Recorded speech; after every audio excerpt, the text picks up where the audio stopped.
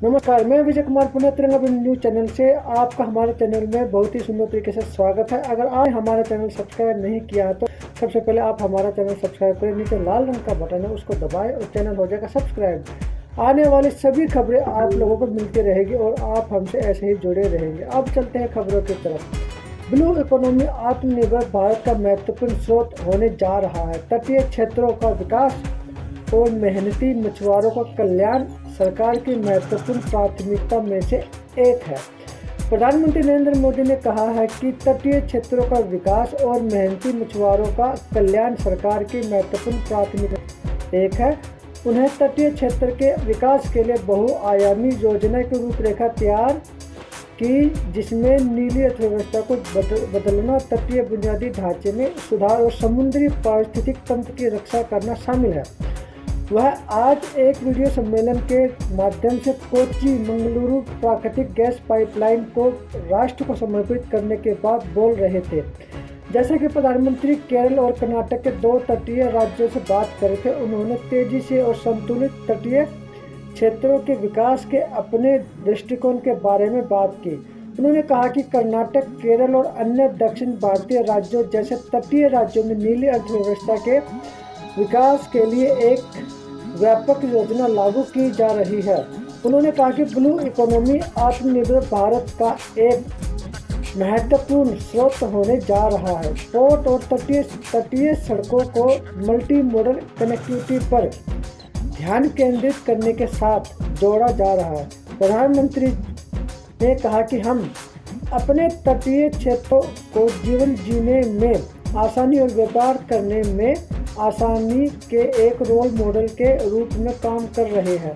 प्रधानमंत्री ने तटीय क्षेत्रों में मछुआरों समुदायों को छुआ, जो न केवल समुद्र के धन पर निर्भर है बल्कि उसी के संरक्षक भी है। इसके लिए सरकार ने तटीय पारिस्थितिक तंत्र की सुरक्षा और समृद्धि करने के लिए कई कदम उठाए। बढ़ती जरूरतों और आकांक्षाओं की मांग को पूरा करने के लिए तटीय बुनियादी ढांचे में सुधार किया जा रहा है। गहरे समुद्र में मछली पकड़ने, अलग मत्स्य पालन विभाग के साथ मछुआरों की मदद करने जैसे कदम जलीय कृषि में लगे लोगों को किफायती ऋण और किसान क्रेडिट कार्ड प्रदान करना उद्यमियों और सामान्य मछुआरों दोनों की मदद कर रहा है। प्रधानमंत्री ने हाल ही में शुरू की गई 20,000 करोड़ की मत्स्य संपदा योजना की भी बात की, जो केरल और कर्नाटक के मछुआरों को सीधे लाभान्वित करेगी। भारत मत्स्य संबंधित निर्यात में तेजी से प्रगति कर रहा है। भारत को गुणवत्ता वाले समुद्री खाद्य हब में के लिए सभी कदम उठाए जा रहे हैं। भारत समुद्री शैवाल की खेती के लिए प्रोत्साहित किया जा रहा है। अगर आपको ये हमारी पसंद आई है तो आप हमारे चैनल को सब्सक्राइब जरूर कीजिए और जितना ज़्यादा हो सकते है इस वीडियो को शेयर कीजिए और लोगों। भाइयों और बहनों, देश के संतुलित और तेज विकास की सोच हमारे कोस्टल एरिया के डेवलपमेंट को लेकर भी स्पष्ट रूप से दिखती है। केरला हो, कर्नाटका हो, साउथ इंडिया के हर राज्य में जो समंदर से सटे हैं, वहां ब्लू इकोनॉमी के विकास के लिए एक कॉम्प्रिहेंसिव प्लान पर काम हो रहा है। ब्लू इकोनॉमी आत्मनिर्भर भारत का एक बहुत बड़ा स्रोत बनने वाला है। हमारे पोर्ट्स हो, कोस्टल रोड्स हो, इनको दूसरे माध्यमों से कनेक्ट किया जा रहा है। मल्टी मॉडल कनेक्टिविटी पर हमारा विशेष फोकस है। हमारा coastal region ease of living का भी मॉडल हो रहा है। ईज ऑफ डूइंग बिजनेस भी बेहतरीन हो, इसी लक्ष्य के साथ काम किया जा रहा है।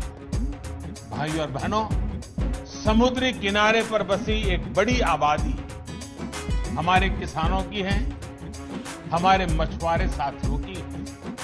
ये सभी साथी समुद्री संपदा पर निर्भर ही नहीं है, बल्कि इसके बहुत बड़े संरक्षक भी हैं। इसलिए पूरे कोस्टल इकोसिस्टम की सुरक्षा और समृद्धि बहुत जरूरी है।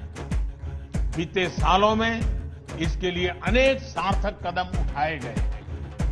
मछुआरों को डीप सी फिशिंग के लिए जरूरी मदद हो, फिशरीज का अलग डिपार्टमेंट बनाना हो, मत्स्य व्यापार से जुड़े साथियों को भी सस्ते ऋण के लिए किसान क्रेडिट कार्ड देना हो, इससे सामान्य मछुआरे साथी को भी लाभ हो रहा है।